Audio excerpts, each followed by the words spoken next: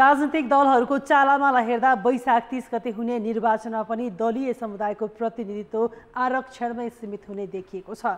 कान्तिपुर समाचारमा आज धमाधम चुनावी घोषणा पत्र लेखिरहेका पार्टीहरूले स्थानीय तहमा के कस्ता विषय समेटेका छन् त?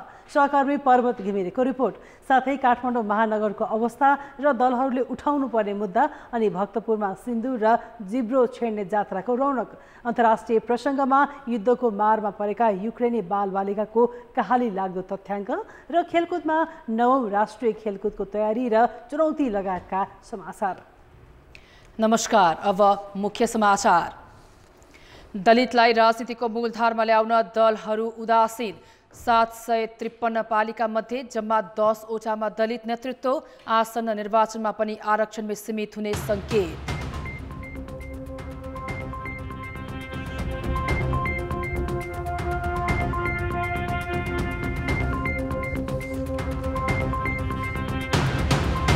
संवैधानिक आयोगहरू प्रभावहीन। विवादित नियुक्तिका कारण पदाधिकारीले कामै गर्न सकेनन्। संवैधानिक अधिकार समेत कटौतीको प्रयास। भारतबाट ल्याइने 1.5 लाख टन रासायनिक मलको मूल्य तोक्न कार्यदल असफल। विकल्पबारे सरकार उदासीन। किसानले फेरि पनि समयमै मल पाउनेमा संशय। रुस युक्रेन युद्धले करिब 48 लाख युक्रेनी बालबालिका विस्थापित। किएभ नजिकै रहेको क्षेपयास्त्र निर्माण कारखाना ध्वस्त पारेको रुसको दाबी। र आगामी जेठमा हुने 9औं राष्ट्रिय खेलकुद प्रतियोगिता भव्य र स्तरीय हुनेमा आयोजकीय आशंका। अपूर्व पूर्वाधार र समय अभाव मुख्य कारण।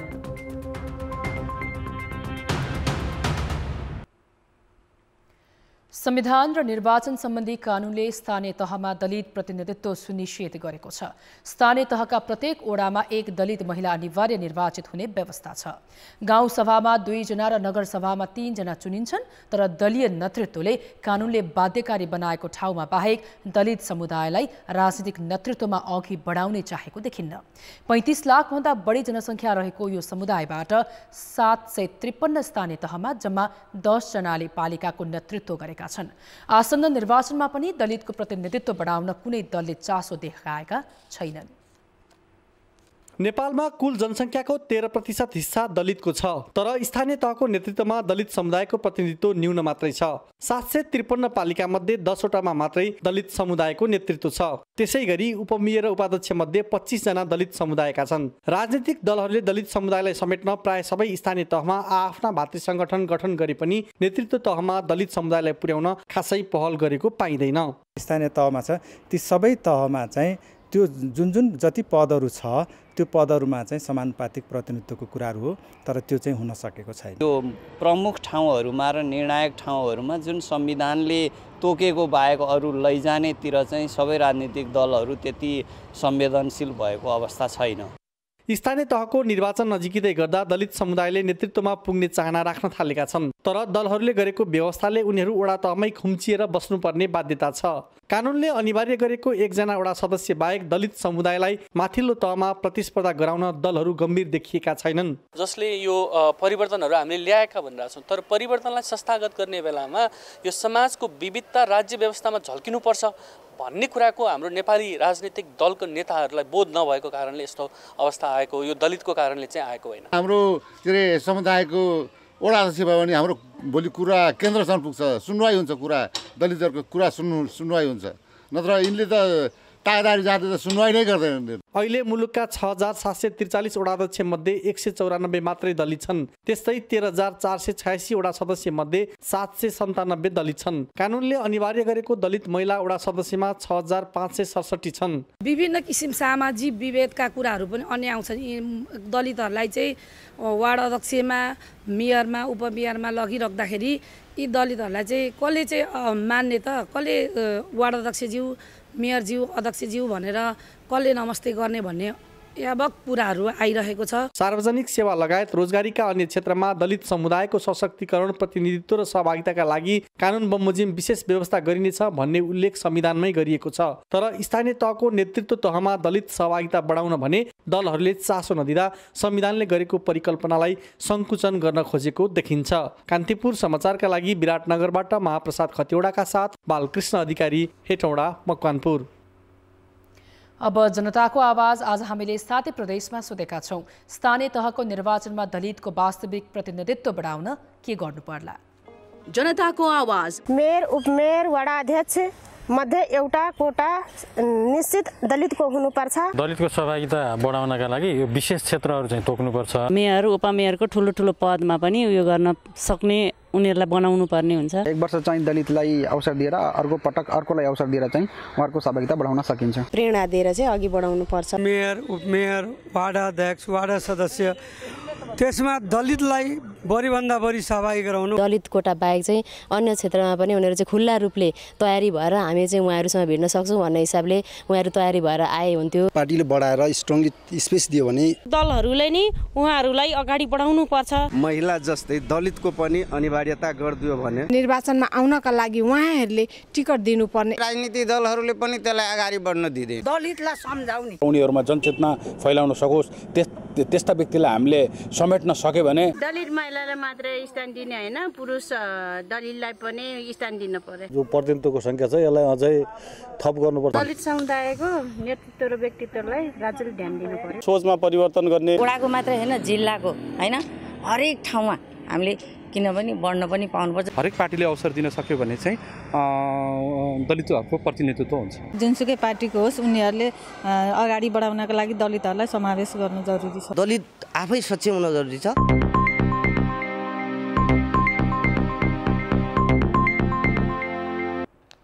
राजनीतिमा जसको नीति उसैको नेतृत्व भन्ने गरिन्छ।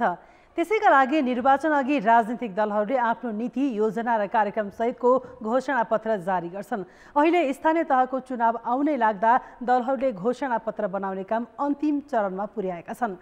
निर्वाचनको माहौल आफ्नो पक्षमा पार्न दलहरूले घोषणापत्रमा धेरै नै आश्वासन समावेश गर्छन्। आगामी स्थानीय तह निर्वाचनका लागि दलहरूले घोषणापत्रमा के कस्ता विषय समावेश गरिरहेका छन् त? राजनीतिक दलहरूले 2015 सालदेखि नै चुनावी घोषणापत्र जारी गर्न थालेको इतिहास छ। 15 सालमा नेपाली काङ्ग्रेसले चुनावी घोषणापत्र सार्वजनिक गरेको थियो। त्यस यता राजाको शासनकालमा लिपिबद्ध घोषणापत्र आएन। तर 2046 सालको जनआन्दोलनपछि भएका सबै निर्वाचनमा दलहरूले आफ्नो घोषणापत्र जारी गर्दै आएका छन्। वैशाख 30 गते हुने स्थानीय तह निर्वाचनका लागि पनि केही दलहरूले घोषणापत्र जारी गरिसकेका छन् भने केहीले लेख्दैछन्। सत्ताको नेतृत्व गरिरहेको नेपाली काङ्ग्रेसले शिक्षा, स्वास्थ्य, सडक, खानेपानी जस्ता विषयलाई प्राथमिकतामा राखेर घोषणापत्र बनाउँदैछ। स्थानीय तहबाट सम्भव नरहेका आयोजना काङ्ग्रेसले घोषणापत्रमा राख्ने छैन। भ्यू टावर, स्वागत गेट जस्ता अनावश्यक संरचना निर्माण नगर्ने प्रतिबद्धता काङ्ग्रेसले घोषणापत्रमै समावेश गर्ने तयारी गरेको छ। ठुल्ठुला नारा, आकर्षक नारा लगाएर मात्रै हुँदैन। के गर्न सक्छौँ? हाम्रो साधन र स्रोत कति उपलब्ध छ अहिले? कति साधन र स्रोत हामी जेनेरेट गर्न सक्छौँ होइन? त्यो कुरालाई हामीले चाहिँ ध्यान दिएर नै हामीले चाहिँ नै घोषणापत्रमा ती कुराहरू उल्लेख गर्नुपर्छ। मुलुक संघीयतामा गएपछि दोस्रो पटक हुन लागेको स्थानीय तहको निर्वाचनका लागि 5 वर्षको अनुभव पनि घोषणापत्रमा समावेश गर्ने तयारी दलहरूको छ। संसदमा सबैभन्दा ठूलो दल नेकपा एमाले लेख्ने अन्तिम चरणमा पुर्याएको घोषणापत्रमा शिक्षा, स्वास्थ्य र रोजगारीलाई प्राथमिकतामा राखेको छ। यसअघि आफूले नेतृत्व गरेका स्थानीय तहमा विकासको पूर्वाधार तयार पारेको दावी गर्दै एमाले अब पालिकाको क्षमता बढाउने विषय घोषणापत्रमा समावेश गर्दैछ। केन्द्रले समग्र रूपमा चाहिँ नीतिगत कुराहरूलाई अगाडि सार्दै चाहिँ केन्द्रले आफ्नो घोषणापत्र जारी गर्नेछ। त्यसमा समग्र 753 वटै पालिकाहरूमा जुन आफ्ना प्रतिनिधिहरू उठाउँछ पार्टीले र उहाँहरूले चाहिँ गर्नुपर्ने कामहरू के हुन्, के विषयमा फोकस गर्नुपर्छ भन्ने सन्दर्भमा चाहिँ केन्द्रले घोषणापत्र जारी गर्छ। नेकपा माओवादी केन्द्र, नेकपा एकीकृत समाजवादी, जसपा, लोसपा लगायत दलले पनि घोषणापत्र अन्तिम तयारीमा पुर्याएका छन्। घोषणापत्र मार्फत ठूला आश्वासनका पोका बाँड्ने तर चुनावपछि रद्दीको टोकरीमा फाल्ने दलहरूको प्रवृत्तिप्रति भने आम नागरिक सचेत हुनैपर्छ। कान्तिपुर समाचारका लागि झापाबाट गणेशमान मुखिया र क्यामेरामा विकास जोशीका साथ पर्वतराज घिमिरे, काठमाडौँ। सरकारलाई खबरदारी गर्ने भूमिकामा रहेका संवैधानिक निकाय पछिल्लो 1.5 वर्षदेखि प्रभावहीन जस्तै देखिएका छन्। पदाधिकारी नियुक्तिको विवाद अदालतमा विचाराधीन रहनुका साथै विषय विज्ञताको अभावले संविधानले दिएको अधिकार समेत प्रयोग गर्न नपाउँदा संवैधानिक आयोग सरकारको छायामा परेका छन्।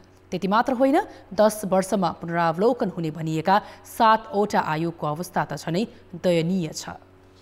राष्ट्रिय मानवाधिकार आयोगले 2077 असोजमा मानवाधिकार उल्लङ्घनका गम्भीर घटनामा संलग्न भएको भन्दै 286 जनाको नाम कालो सूचीमा राखेर सार्वजनिक गर्यो।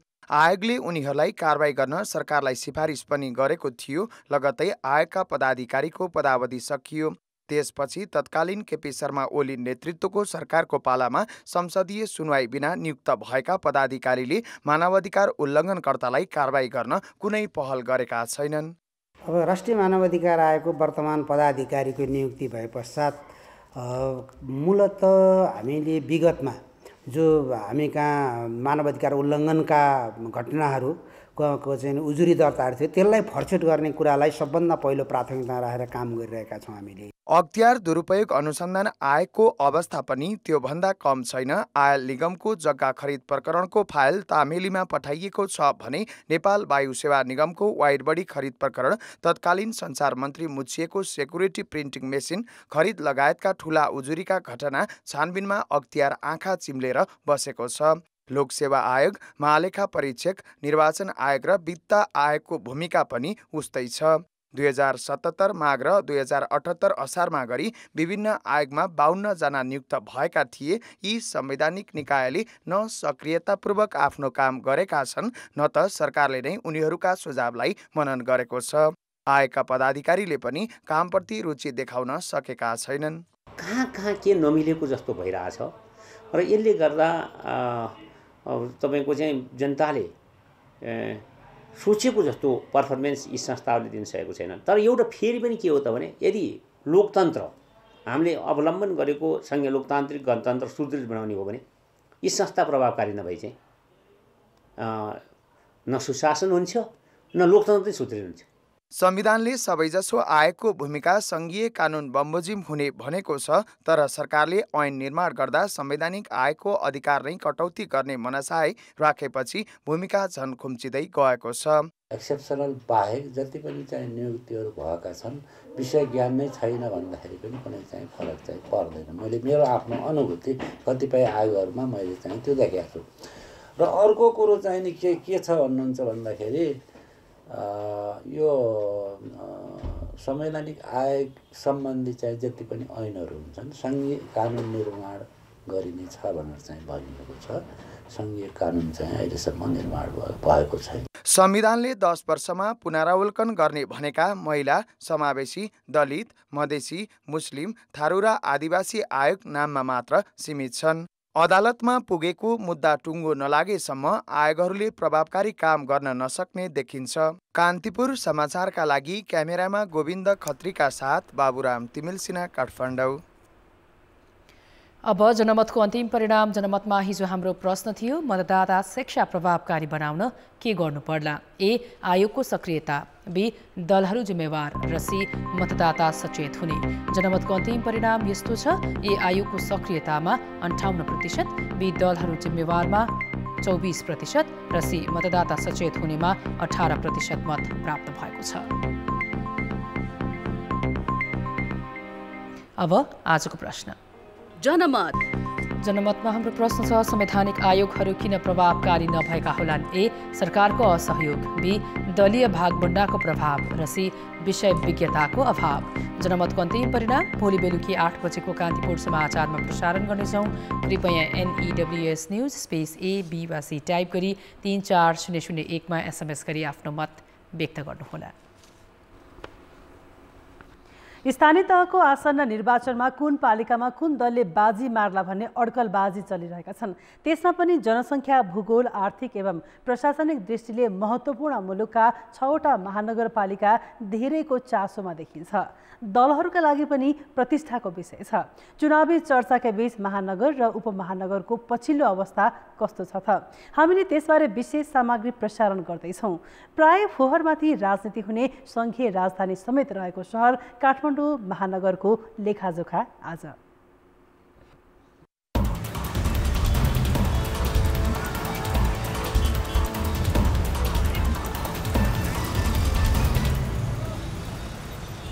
संघीय राजधानी एवं मुलुककै पहिलो महानगरपालिका काठमाडौँ पुरातात्विक महत्त्वको सांस्कृतिक सहर हो। 50.67 वर्ग किलोमिटरमा फैलिएको काठमाडौँ महानगरभित्र पशुपतिनाथ, बौद्ध, स्वयम्भू र हनुमान ढोका जस्ता 4वटा सांस्कृतिक क्षेत्र विश्व सम्पदा सूचीमा छन्। 18 अर्ब 95 करोड रुपैयाँ भन्दा बढी बजेट परिचालन गर्ने काठमाडौँ महानगर प्रमुखलाई मर्यादा क्रममा संघीय सरकारको राज्य मन्त्री सरह राखिएको छ। 32 वडा रहेको महानगरमा प्रमुखको उम्मेदवारले अहिले 3,02,42 मतदाता समक्ष पुग्नु पर्नेछ। पर्याप्त आवासको व्यवस्था भएको छैन र उनीहरू अब खानेपानी पर्याप्त छैन। अब यातायातको त्यतिकै कठिनाइ छ। एकदम उकुस मुकुसको वातावरण छ र यसलाई चाहिँ अझ चाहिँ लिभेबल सिटी भन्छ नि, बस्न लायक सहर हुनको लागि वातावरण र विकासको चाहिँ यहाँ सन्तुलन पनि कायम गर्नुपर्छ। र सहरलाई अब जुन अलिक पुरानो पनि भयो, धेरै कुराहरू पुराना भए, पूर्वाधारहरू पनि धेरै बिग्रिसकेका छन्। ती पूर्वाधारलाई स्तर उन्नति गर्ने र मान्छेलाई चाहिने आधारभूत सहरवासीलाई चाहिने कुराहरूको व्यवस्था गर्दै गयो भने राम्रो हुन्छ। 2074 सालको स्थानीय निर्वाचनमा भने 2,79,309 मतदाता थिए। त्यो बेला स्वतन्त्र बाहेक 19 दल चुनावी मैदानमा उत्रेका थिए। अहिले पनि चुनाव लड्ने सबैभन्दा धेरै दल काठमाडौँमै छन्। संघीय राजधानी, राजनीतिक पहुँच, बजेट र धेरै जनसङ्ख्या भएकोले पनि दल र तिनका नेता कार्यकर्तालाई काठमाडौँको चुनाव आकर्षण र प्रतिष्ठाको विषय बन्ने गरेको देखिन्छ। एकदम मल्टी चाहिँ सेक्टरहरू चाहिँ इङ्गेज हुनुपर्ने हुन्छ यो काठमाडौँ उपत्यकाको विकासको लागि चाहिँ। र यहाँ चाहिँ विभिन्न साझा सवालहरू पनि छन्। जस्तै यहाँको चाहिँ प्रदूषण चाहिँ कुनै एउटा नगरपालिकाको मात्रै चाहिँ पहलले चाहिँ समाधान हुन सक्दैन। फोहोर व्यवस्थापनको कुरा कुनै एउटा चाहिँ नगरपालिकाले व्यवस्थापन हुन सक्दैन। नदीको सरसफाइ पनि कुनै एउटा नगरपालिकाको उसले चाहिँ व्यवस्थापन हुन सक्दैन। अरू चाहिँ मापदण्डहरूको चाहिँ प्रभावकारी कार्यान्वयन र मापदण्डको एकरूपताको लागि पनि चाहिँ एउटै नगरपालिकाले हुँदैन। त्यसको लागि चाहिँ हामी चाहिँ कुनै ठाउँमा चाहिँ साझा बिन्दु अपनाएर त्यसरी चाहिँ जानुपर्ने देखिन्छ। तर अझै पनि स्थानीय अर्थतन्त्रको केन्द्रबिन्दु महानगरको आम्दानी अनुसारको योजना नहुँदा आर्थिक अनियमितता र बेरुजु बढ्दै गएको स्थानीय तहको सूचीमा काठमाडौँ परेको छ। बौद्ध र हिन्दू धर्मावलम्बी बढिरहेको काठमाडौँ महानगरमा नेवार समुदायको बाहुल्यता छ। प्राय चुनावमा राजनीतिक दलले जातीय भोटलाई आकर्षित गर्न नेवार समुदायबाटै उम्मेदवार उठाउने गरेका छन्। काठमाडौँ महानगरमा अहिले नेकपा एमालेको स्थानीय सरकार छ।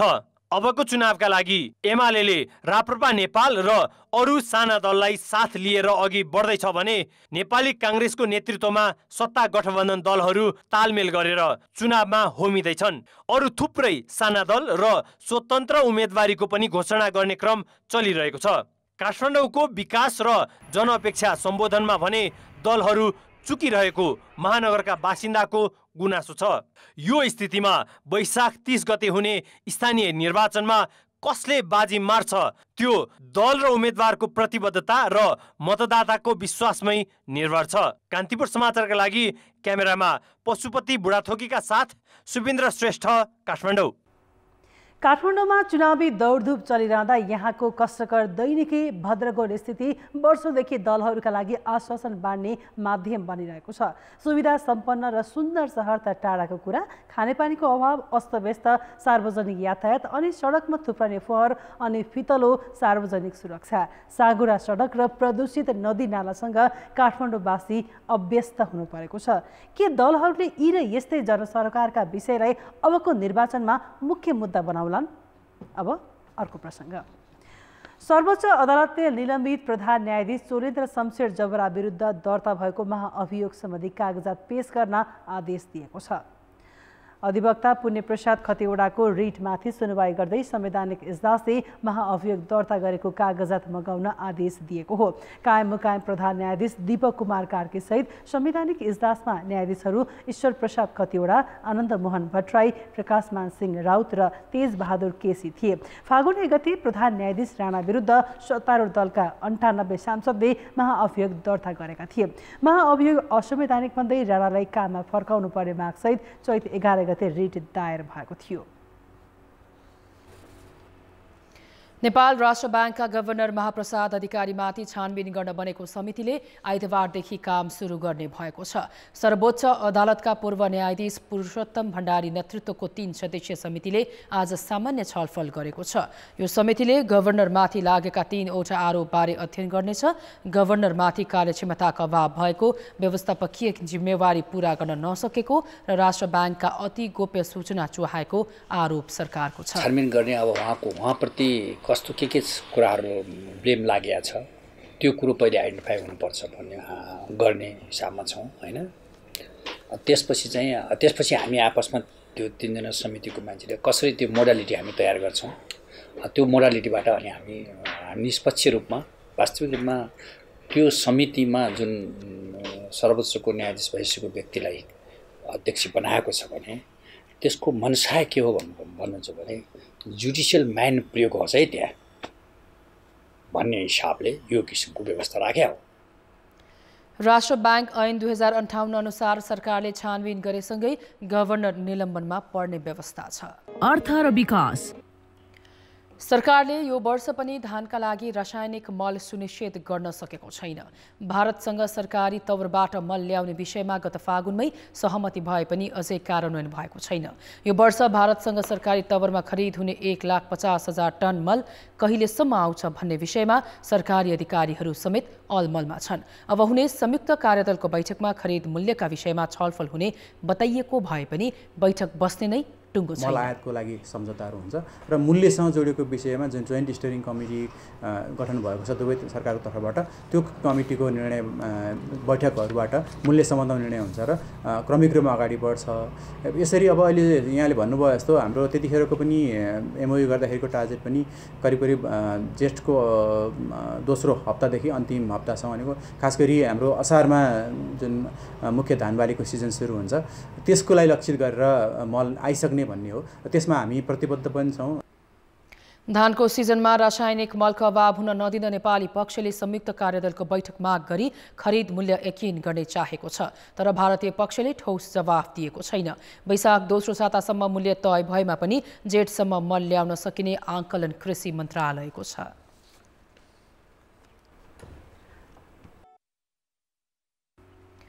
सामान्य सियोले शरीरको कुनै भागमा घोज्दा पनि असह्य पीडा हुन्छ, तर आफ्नो परम्परा र संस्कृति बचाउनका लागि भक्तपुरको बोडेका बुद्ध कृष्ण बागश्रेष्ठले कठोरतापूर्वक 9 पटक जिब्रो छेडाएर जात्रा मनाए।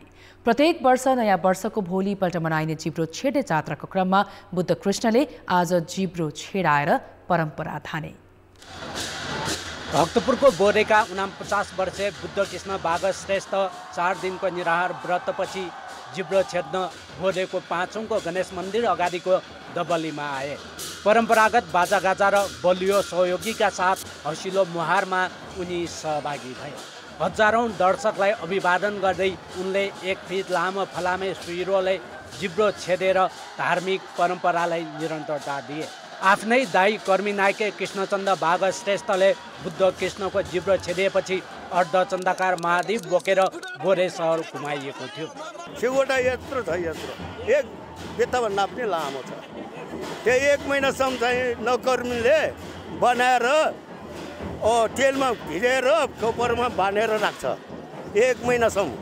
त्यही जिब्रो छेड्ने त्यो शिव भन्छ, शिव नाटो त्यसले चाहिँ छिराउने हो। कहिलेकाहीँ अनायासै दाँतले जिब्रो तोकिन पुग्दा पनि असाध्यै दुखाइ हुन्छ, तर बुद्ध कृष्णले संस्कृति र परम्परा बचाउनकै लागि कठोरतापूर्वक जिब्रो छेडेका छन्, त्यो पनि 9 पटकसम्म। त्यसमाथि गौरौँ भारी सहितको महाद्वीप बोकेर सहर परिक्रमा गरेको दृश्य हेर्दा आङ नै श्रृङ्ग हुने गरेको जात्रा हेर्न आउनेहरू बताउँछन्। जिब्रो छेड्ने यो अचम्मको र आँगै श्रृङ्ग हुने खालको जात्रा रहेछ र जुन यो हामीले एकदम रोमाञ्चक र एउटा बेग्लै प्रकारको मतलब एउटा के भन्छ यसलाई एकदमै आङ श्रृङ्ग गर्ने मतलब अत्यास लाग्दो जात्रा।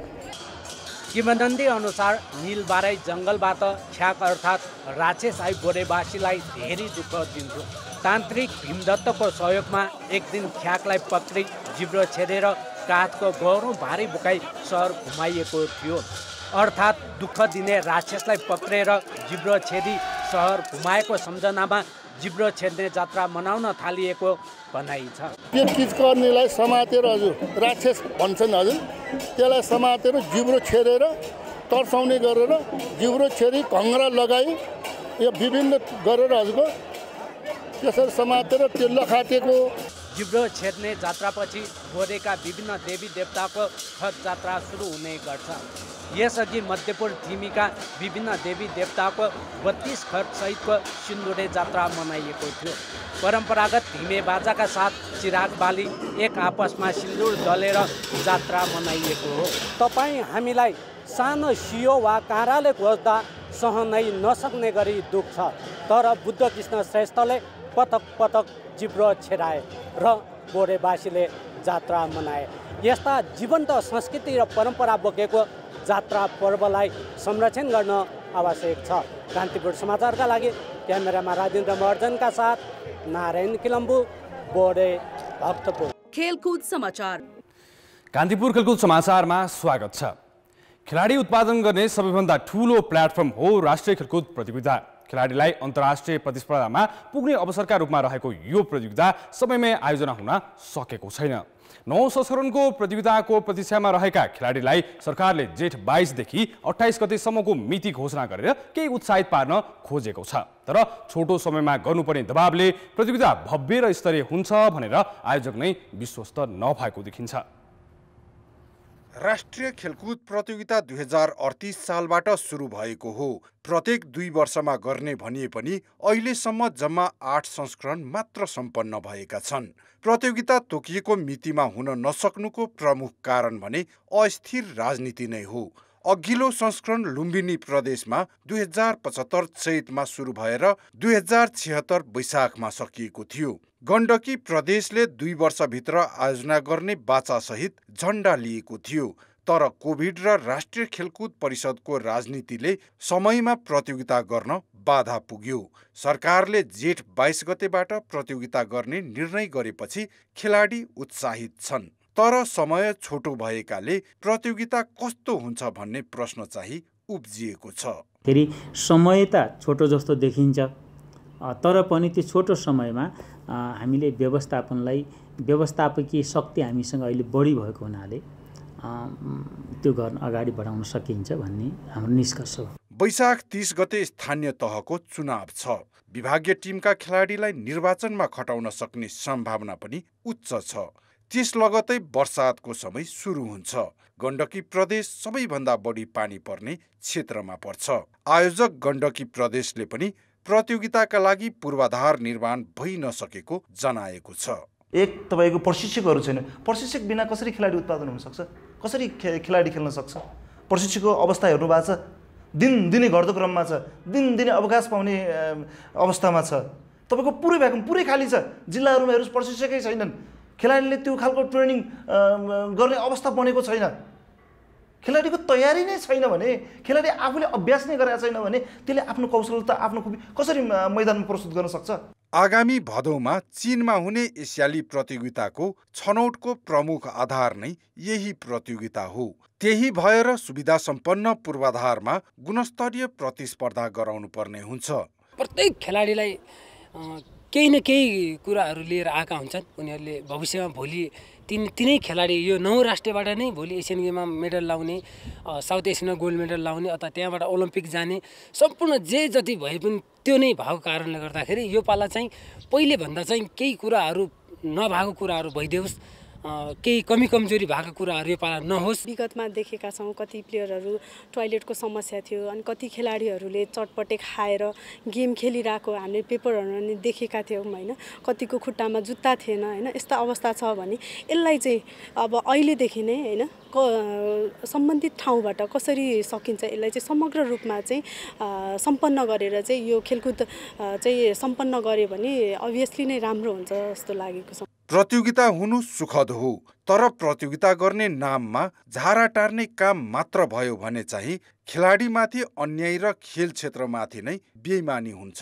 कान्तिपुर समाचारका लागि क्यामेरामा श्याम श्रेष्ठ र सुरज खड्काका साथ प्रदीप लेखी, काठमाडौँ। राष्ट्रिय फुटबल टिमका मुख्य प्रशिक्षक अब्दुल्ला अनुताइरीले नेपाल एएफसी एसियन कपमा छनौट हुन नसक्ने बताएका छन्। राष्ट्रिय टोलीले आजबाट एसियन कपको तयारी सुरु गरेको हो। तयारी सुरु भएको पहिलो दिन नै प्रशिक्षक अनुताइरीले भने एसियन कप छनौटको अन्तिम चरण पार गर्न नसक्ने बताए। नेपालले एसियाली च्याम्पियनसिपमा खेल्ने, दक्षिण एसियाली च्याम्पियनसिप जित्ने वा विश्वकप खेल्ने सपना देख्नुपर्ने भए पनि अहिले टिमबाट त्यति ठूलो अपेक्षा राख्न नहुने उनको भनाइ छ। नेपाली राष्ट्रिय क्रिकेट टिमले जिम्बाब्वेको ए टिमसँग 3 खेलको टी20 र 3 खेलको एकदिवसीय सिरिज खेल्ने निश्चित भएको छ। नेपाल क्रिकेट संघ क्यानले आज जिम्बाब्वेको टिमसँग वैशाख 17 गतेदेखि एकदिवसीय र वैशाख 23 गतेबाट टी20 सिरिज खेल्ने जानकारी दिएको हो। एकदिवसीय सिरिजको पहिलो खेल 17 गते, 19 गते दोस्रो र तेस्रो खेल 21 गते हुनेछ। यस्तै टी20 को पहिलो खेल 23 गते, दोस्रो खेल 24 गते र तेस्रो खेल 26 गते हुनेछ। नेपालले आइसिसी विश्वकप लिग 2 अन्तर्गत जुनमा अमेरिकामा घरेलु टोली र ओमानसँग त्रिकोणात्मक सिरिज खेल्दैछ। त्यस लगतै नेपालले स्कटल्यान्डमा विश्वकप लिग 2 अन्तर्गतकै अर्को सिरिज खेल्नेछ। उक्त सिरिजको तयारी स्वरूप नेपालले जिम्बाब्वेको टिमसँग खेल्न लागेको हो। कान्तिपुर खेलकुद समाचार अहिलेलाई यति नै। कान्तिपुर समाचार अहिलेलाई सकियो। कान्तिपुर टेलिभिजन हेर्दै गर्नुहोला। नमस्ते।